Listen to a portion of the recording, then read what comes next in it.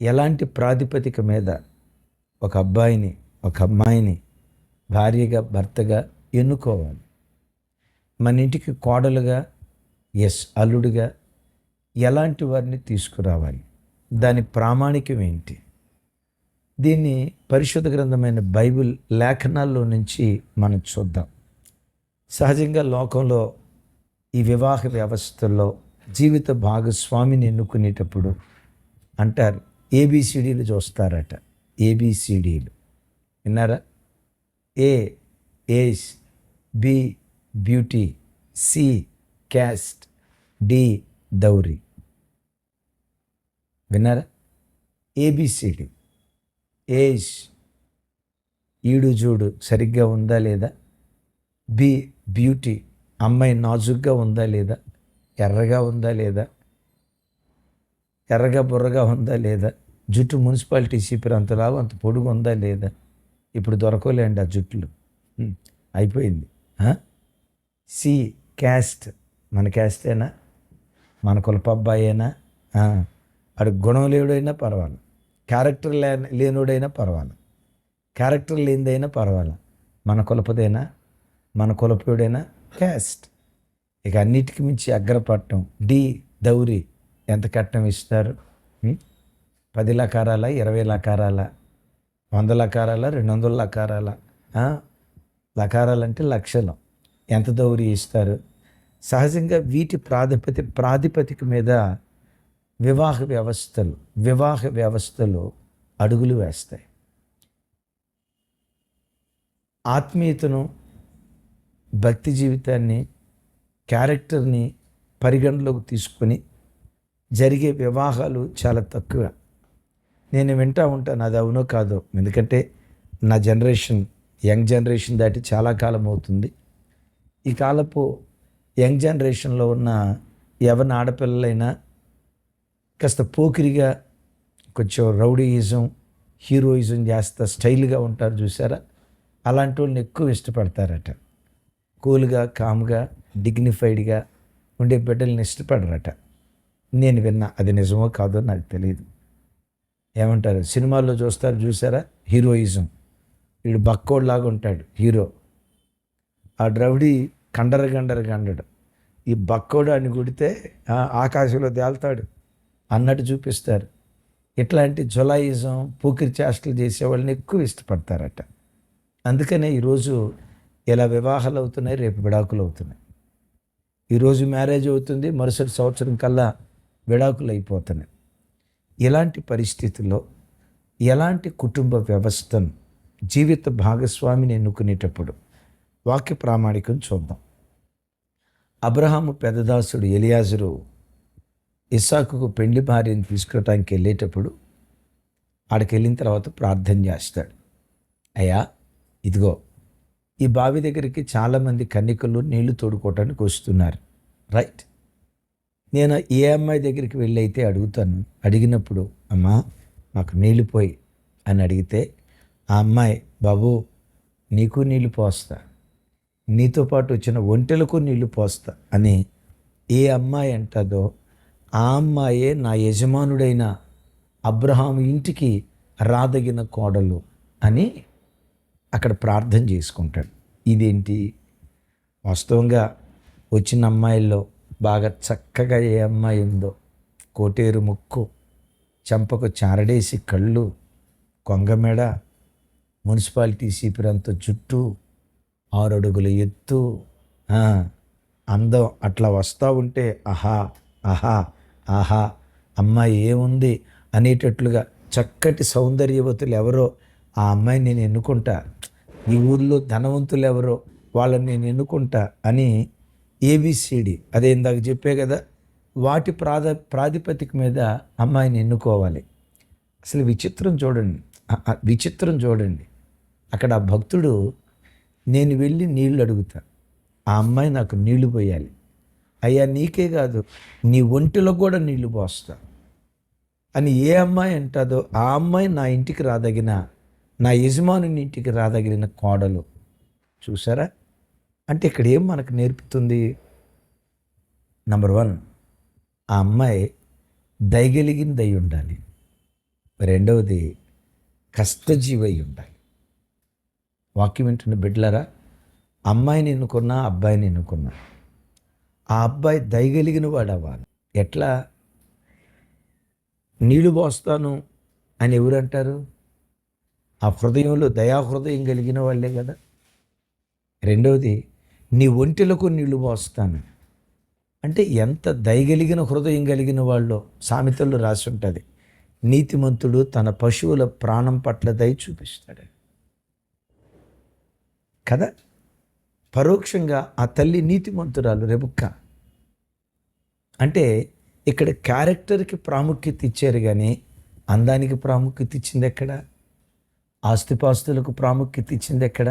తమ్ముళ్ళారా, కులాలకు, ధనానికి, అందానికి ఎక్కువ ప్రాధాన్యత ఇచ్చి ఆత్మీయతను తొంగలో తొక్కి ఎన్నో కుటుంబాలు పతనమైపోతున్నాయి. రెండవది, నీకు నీళ్లు పోస్తా, నీ ఒంటెలకు నీళ్లు పోస్తా, దయగలిగిన గుణం అని చెప్పే కదా. అంటే దానిలో మనం తెలుసుకోవాల్సిన పాఠం ఏంటంటే, నేను అబ్రహాం ఇంటికి వచ్చిన తర్వాత ఇస్సాకుకు నా ప్రేమను పంచుతా, ఇస్సాకు పట్ల దయ చూపిస్తా. ఇంట్లో వృద్ధాప్యంలో ఉన్నారు కదా అత్తామామలు, అబ్రహాం పట్ల కూడా దయ చూపిస్తా అనే గుణం ఎప్పుడు తెలుస్తుంది? నీకు నీళ్లు పోస్తా, నీతో పాటు వచ్చిన ఒంటెలకి నీళ్లు పోస్తా. కొంతమంది ఆడవాళ్ళు ఉంటారు, నాకు నా భర్తే కావాలా, నా భర్త అత్తామామలు అవసరం లేదు. నాకు నా భర్తతోనే సంబంధం, నో డౌట్ భర్తతోనే సంబంధం. కానీ నా భర్తనిచ్చిన అత్తామామలు ఎక్కడికి పోతారు? నా భార్యతోనే సంబంధం. నా భార్యని కానీ నా అత్తామామలతో నాకు సంబంధం లేదు. వాళ్ళు తినటానికి తిండి లేని వాళ్ళైనా, గతి లేని వాళ్ళైనా, నా భార్య సంపాదించే డబ్బు అనా పైసా కూడా వాళ్ళ అమ్మా నాన్నకి ఇవ్వను. ఇది దౌర్భాగ్యపు గుణం, దరిద్రపు గుణం, దయాగుణం కాదు. రెండవది, అక్కడ అయ్యా నీకు నీళ్లు పోస్తాను, నీ ఒంటెలకు నీళ్లు పోస్తాను. కష్టజీవి. ఏమండి, ఒంటెలు ఏమైనా గ్లాసు నీళ్లు, ఏమండి అర గ్లాసు నీళ్లు, మగ్గు నీళ్లు ఉంటాయా? బకెట్ నీళ్ళు సరిపోతాయి దానికి? నేనంట ఒంటె తాగటం స్టార్ట్ చేసిందంటే డ్రమ్ము లేచిపోవాలా. ఒక్కసారి తాగిందంటే 60 లీటర్ల నీళ్లు తాగుతుంది. 10 ఒంటెలకు నీళ్లు చేది పోయాలంటే నేనంట ఈ రోజుల్లో ఉన్నట్లుగా ఆ రోజుల్లో ఏమైనా వాటర్ కోసం ఎలక్ట్రికల్ మోటార్ ఉందా? అట్లా స్విచ్ వేయటంతో సొయ్యమని పైపులో నుంచి నీళ్ళు వస్తే ఆ ఘాట్లో పెట్టడానికి, నీళ్ళు రావడానికి ఏమైనా ఎలక్ట్రికల్ మోటార్లు ఉన్నాయా? బావిలోకి దిగి, చూసారా, బావిలోకి దిగి ఆమె కన్యక. కష్టజీవి మాత్రమే కాదు, కన్యక. మీకు తెలుసా, పక్షిరాజు తన పార్ట్నర్ని ఎన్నుకునేటప్పుడు ఎంత విచిత్రమో. అది పక్షే, కానీ దానికి ఉండే జ్ఞానం విచిత్రం తెలుసా. లైఫ్ పార్ట్నర్ని ఎన్నుకునేటప్పుడు వివాహ వయసు వచ్చిన తర్వాత ఆడపక్షిరాజట, ఇదిగో ఒక మగ పక్షిరాజును తన భర్తగా చేసుకోవాలంటే పోటీ పెట్టిద్దట. ఏంటో తెలుసా, ఓ కర్రపొలని తీసుకొని ఆకాశమంతా ఎత్తుకు తీసుకెళ్తుందట. అక్కడ వదిలేస్తుందట. తాను ఎవరినైతే జతగా చేసుకోవాలనుకుంటుందో జతగా చెప్పిద్దట. ఆ కర్ర కింద పడకుండా నువ్వు తీసుకొస్తే, చూసారా, స్వయంవరం. పక్షుల మధ్యలో స్వయంవరం. ఆ కర్ర కింద పడకుండా నువ్వు తీసుకొస్తే నేను నా భర్తగా చేసుకుంటాను, పోటీ పెట్టిద్దట. ఏ పక్షిరాజు అయితే రివ్వుమని ఎగురుకుంటా ఆ కర్ర కింద పడకుండా, కింద పడే కర్రను తీసుకొచ్చి మరలా పైకిస్తుందో, ఇట్లా పలుమార్లు. దాన్నే పెద్దలు ఏమంటారంటే, ఇంగ్లీష్లో చూస్తే test before trust. Test before trust. Eliezer చేసింది కూడా అదే, టెస్ట్ బిఫోర్ ట్రస్ట్. విన్నారా? పరీక్ష నమ్మే ముందు పరీక్ష పెట్టింది. ఏ పక్షిరాజు అయితే అలా తీసుకొచ్చిందంటే ఇది సోమరిపోతుంది కాదు, ఇది కష్టపడే తత్వం కలిగింది, ప్రయాసపడగలుగుతుంది. ఈరోజు ఎలా ప్రయాసపడిందంటే నా పిల్లలను పోషించడానికి కూడా రేపు ప్రయాసపడుతుంది అని ఆ ఆడపక్షిరాజు ఇట్లాగే తెలుసుకొని జీవిత భాగస్వామిని ఎన్నుకుంటుందట. ఆడపిల్లలారా, వాడు అందంగా ఉన్నాడు, వాడు ఎర్రగా ఉన్నాడు, వీడు బుర్రగా ఉన్నాడు, ఆ అమ్మాయి నాకు నచ్చింది, తప్పటడుగులు వేయకండి. ఒకవేళ మీరు తప్పటడుగులు వేశారా, మంచిది. కొన్ని పరిస్థితులను బట్టి మీరు ప్రేమించుకొని పెళ్లి చేసుకున్నారు. రేపు మీ పిల్లల వివాహ వయసుకు వచ్చినప్పుడు మీ పిల్లలు అలా చేస్తే, వెరీ గుడ్ నాయనా, నేను ప్రేమించి పెళ్లి చేసుకున్నా, నువ్వు కూడా ప్రేమించుకొని నా పేరు నిలవబెట్టావయ్యా, వంశాన్ని నిలవబెట్టావయ్యా అని పొగుడుతారా? గుండెల్లో ఒకంత బాధ ఉంటుందా? ఒకంత బాధ ఉంటుంది కదా. కాదంటారా దీన్ని? కాదంటారా దీన్ని? విశాల హృదయం ఉండాలి. ఇవి చెప్పుకోవటానికే సార్, వినటానికే సార్. ప్రాక్టికల్ లైఫ్లో కుదరదు అది. విన్నారా? మొదట వివాహ వ్యవస్థలో టెస్ట్ బిఫోర్ ట్రస్ట్. మొత్తానికి ఈ టెస్ట్లో రెబెకా సెలెక్ట్ అయిన వెంటనే ఏం చేశాడో తెలుసా? పరుగు పరుగున వెళ్ళి ఆ అమ్మాయి ముక్కుకి బంగారు కమ్మి తొడిగాడట. వినండి, ఏం తొడిగాడు? ముక్కుకు బంగారు కమ్మి తొడిగాడట. ఎందుకు ముక్కుకు బంగారు కమ్మి తొడిగాడు? అసలు ఆ కమ్మి ఎలా ఉంటుంది? ఈ కాలంలో కొంచెం హైదరాబాద్ లాంటి కొంచెం హైఫై పట్టణాల్లో ఆడపిల్లలు చెవులకి సైకిల్ చక్రాలు పెద్దగా ఉంటాయి చూసారా, అలాంటివి వేసుకుంటారు. వాటిని ఏమంటారో తెలియదు నాకంత. రింగ్ అనే మాట మాత్రం తెలుసు నాకు. ఈ సైజులో ఉన్న రింగులు వేసుకుంటారు చూసారా. ఆ రోజుల్లో ఆ ముక్కు కమ్మి కూడా కొంచెం పెద్దగా ఉండేది. అది వచ్చి పదే నోటిని కొడతా ఉండేది. విన్నారు ఈ మాట? ఆడబిడ్డకైనా మగబిడ్డకైనా నోరు అదుపులో ఉండాలి. పదే ఆ బంగారు కమ్మి నోటిని కొడతా ఉంటే నోరు జాగ్రత్త. ఎందుకు ఆ బంగారు కమ్మిని పెట్టారో మరో మర్మయుక్తమైన మాట చెప్తాను. దైవజనమా, ఒక ఆడబిడ్డకు వివాహం చేసి తల్లిదండ్రులు అత్తారింటికి పంపించేటప్పుడు తండ్రి నుదుటి మీద ముద్దు పెట్టుకుంటాడు, అమ్మ బొగ్గ మీద ముద్దు పెట్టుకుంటుంది, భర్త పెదాల మీద పెడతాడు. ఇదేం అపవిత్రం కాదు సార్, నెగిటివ్గా అనుకోకండి. తండ్రి నుదుటి ఎందుకు ముద్దు పెట్టుకుంటాడు తెలుసా? అమ్మా, నిన్నే ఇంటికి కోడలుగా పంపిస్తున్నాను, నేను ఎప్పుడైనా ఆ ఇంటికి వచ్చినప్పుడు మీ అత్తామామలు నన్ను చూసి, అమ్మాయిని ఏం పెంచావయ్యా, ఎంత క్రమశిక్షణగా పెంచావయ్యా, ఎంత పవిత్రురాలో, ఎంత దీనురాలో, ఎంత సంస్కారవంతురాలో, ఎంత అద్భుతంగా పెంచావయ్యా అని వాళ్ళంటే అక్కడ నేను తలెత్తుకుంటానమ్మా. అమ్మా, అత్తారింటికి వచ్చినప్పుడు నేను తలెత్తుకునే పని చేయకని తలదించుకునేటట్లుగా బ్రతకమ్మా అని తండ్రి నుదుటి మీద ముద్దు పెట్టుకుంటాడట. అమ్మందు చూసారా, అమ్మ బొగ్గ మీద ముద్దు పెట్టుకుంటుందట. ఎందుకో తెలుసా? నా కూతురు ఎప్పుడు నవ్వుతూ ఉండాలి, మహారాణిలాగా ఉండాలి. నా కుమార్తె ముఖంలో ఎప్పుడు చిరునవ్వు చెరగకూడదు, ఎప్పుడు నవ్వుతూ ఉండాలి నా కూతురని తల్లి బొగ్గ మీద ముద్దు పెట్టుకుంటుందట. భర్త పెదాల మీద ఎందుకు ముద్దు పెట్టుకుంటాడో తెలుసా? అపవిత్రంగా ఆలోచించకండి. ఎందుకో తెలుసా? పెదాల మీద ముద్దు పెట్టుకోవటానికి కారణం, అమ్మా, మన ఇంటి లోపట ఎన్నో లోటుపాట్లు ఉంటాయి. నేను నిన్ను అర్థం చేసుకున్న రోజు ఉంటుంది, అర్థం చేసుకున్న రోజు ఉంటుంది. మా అమ్మ నాన్న నేను అర్థం చేసుకున్న రోజు ఉంటుంది, అర్థం చేసుకున్న రోజు ఉంటుంది. కొన్ని సందర్భాల్లో మా ఇంట్లో అదే మా తోబుట్టువులు ఉన్నారే, ఒకవేళ ఇప్పుడే నిన్ను అర్థం చేసుకోకుండా నేను ఏదైనా అంటే ఇంటిలో ఉన్న లోటుపాట్లు నీ పెదవుల ద్వారం దాటి బయటికి బానేకమ్మా, మా అమ్మా అని భర్త పెదాల మీద ముద్దు పెట్టుకుంటాడట. దీనిలో ఎంత మర్మం ఉందో చూడండి.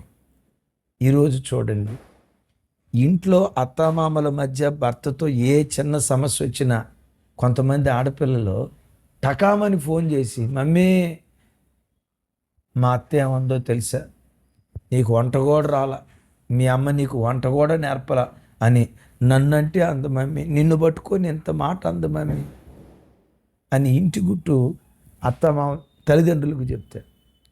కొంతమంది బుద్ధి లేని తల్లిదండ్రులు ఇక అది తీసుకొని వచ్చి మా కూతుర్ని అన్నావంట, మా కొడుకు ఇట్లా మమ్మల్ని అన్నావంట అని గొడవకు దిగుతారు. వాళ్ళిద్దరూ జీవితాంతం కలిసి ఉండాల్సిన వాళ్ళు కదా, భార్యాభర్తలు. మనం ఇంటర్ఫీర్ అవ్వటం ఎందుకు? ఎలాంటి వివాదాలు మీ భార్యాభర్తల మీద మీ మధ్యలో రాలేదా? ఈ అమ్మాయిని కన్నా తల్లిదండ్రుల మధ్యలో రాలేదా? ఎన్నో వచ్చినాయి. మరి మీరు సర్దుకొని పోతున్నారు కదా. అదే కుమార్తెకి ఎందుకు నేర్పకూడదు? అదే కుమారుడికి ఎందుకు నేర్పకూడదు? నాన్న సర్దుకుపోండి నాన్న, దేవుడు కనికరిస్తాడు అని ఎందుకు అనకూడదు? ఆహా. ఈ భార్యాభర్తలు ఎంతైనా గొడవ పడవచ్చు. కూతురును ఒక మాట అన్నారంటే, కొడుకును ఒక మాట అన్నారంటే గొడవకు దిగుతారు. ఆలోచించండి. ఎందుకు ముక్కుకు బంగారు కమ్మి పెట్టారంటే పెదవుల ద్వారం దాటి బయటికి వెళ్ళొద్దు. ఇది కుటుంబంకు ఉండాల్సినటువంటి గుట్టు. నేను ఎప్పుడు చెప్తా కదా, పొలానికి గట్టు, విన్నారా? ఇంటికి మెట్టు, సంసారానికి గుట్టు ఉండాలి. విన్నారా? అంత గుట్టుగా బ్రతుకుతామో సమాజంలో అంత గౌరవాన్ని పొందుకుంటాం.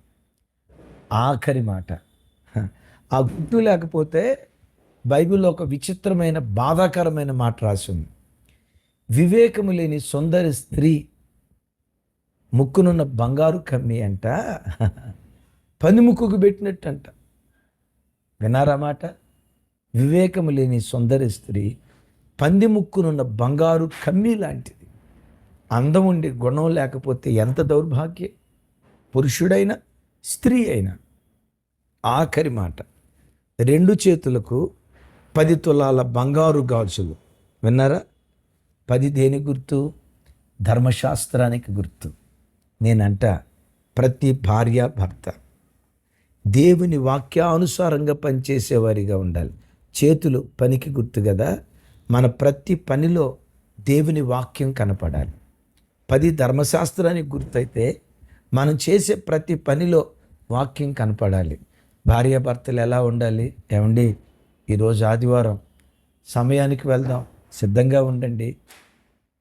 వాక్యపు పునాదుల మీద మన కుటుంబాన్ని కట్టుకోవాలి. జీతం వచ్చింది, రాబడిలో ఏమండి 10వ వంతు దేవునిది కదండి. దేవుని భాగం దేవునికి ఇస్తామండి. దేవుని భాగం మనం దొంగిలించకూడదు కదండి. ధర్మశాస్త్రాన్ని చేతులకు బంగారు గాజులు 10 తులాల బంగారు గాజులు తొడుక్కోవటం అంటే నువ్వు చేసే ప్రతి పనిలో వాక్యం కనపడాలి. ఆ వాక్యపు పునాదుల మీద మన కుటుంబాన్ని కట్టుకుంటే, బిడ్డలారా, ఇస్సాకు రెబెక్కాల దాంపత్యం ఒక అద్భుతమైన దాంపత్యం. అలాంటి దాంపత్యంగా మన కుటుంబాలు నిశ్చయంగా దేవుడు కరుణించునుగాక. ధర్మశాస్త్రాన్ని పాటించేవారిని ఎన్నుకోవాలి. నోరు అదుపులో పెట్టుకునేవారిని మనం సెలెక్ట్ చేసుకోవాలి. కష్టజీవులను, దయాగుణం కలిగిన వారిని మన జీవిత భాగస్వాములుగా ఎన్నుకుంటే, మనం విన్నారు కదా, వంట పంట జంట. వంట పాడైతే ఒకరోజు నష్టం అంతే. పంట పాడైతే 1 సంవత్సరం నష్టం. జంట పాడైతే జీవితం. జంట పాడైతే జీవితాంతం నష్టం. జీవితాంతమే కాదు, జీవితాలు నష్టపోతాయి. అందుకనే ఎప్పుడు సరి అయిన జంటను ఎన్నుకోండి, సరి అయిన జీవిత భాగస్వామిని ఎన్నుకోండి. అమ్రాము సరి అయిన జీవిత భాగస్వామి యోకెబెదిని ఎన్నుకున్నాడు. ఆ ముగ్గురులో నుండి ఒకడు ప్రధాన యాజకుడు, అమ్మాయి ప్రవక్తి, మరొకరు నాయకులు. ఇశ్రాయేలు చరిత్రను తిరగరాసింది ఆ కుటుంబం. నా చేతులెత్తి దీవిస్తున్న నీ కుటుంబం, నీ పిల్లలు ప్రపంచ క్రైస్తవ చరిత్రను తిరగరాసే కుటుంబంగా నీ కుటుంబాన్ని దేవుడు వర్ధిల్ల చేయునుగాక. అలా చేయాలంటే ఎంపిక జీవిత భాగస్వామి. Be careful. అట్టి కృప దేవుడు మనందరికీ దయచేయునుగాక. మరలా చెప్తున్నాను, నీ కుటుంబం అమ్రాము యోకెబెదుల కుటుంబంలాగా చరిత్ర తిరగరాసే కుటుంబంగా నీ గర్భాన్ని దేవుడు ధన్యం చేయునుగాక. తండ్రి, మాతో మీరు మాట్లాడిన మాటలకై స్తోత్రాలు అయ్యా. ఓ దివ్యమైన మాట, మా జీవిత భాగస్వామిని మేము ఎన్నుకునేటప్పుడు ఎలాంటి జాగ్రత్తలు తీసుకోవాలి, ఏవి ప్రామాణికంగా తీసుకోవాలి, ఏ ప్రామాణిక చొప్పున అడుగులు వేయాలి, మాతో మీరు మాట్లాడిన మాటలకై స్తోత్రాలు. నిశ్చయంగా ఈ మాట ప్రతి క్రైస్తవ కుటుంబంలో స్థిరపరచబడునుగాక, నెరవేర్చబడునుగాక. ఆ పునాదుల మీద ప్రతి కుటుంబం కట్టబడును గాక. సమస్త ఘనతలు మీకు ఆరోపిస్తూ యేసు నామం పేరిట ప్రార్థించి స్తుతించి పొంది ఉన్నాం తండ్రి. తండ్రి అయిన దేవుని ప్రేమ, కుమారుడైన యేసు క్రీస్తు వారి దివ్య కృప, పరిశుద్ధాత్మ దేవుని సహవాసం మనకు సకల పరిశుద్ధులకు సదా తోడై ఉండి నడిపించునుగాక. ఆమేన్.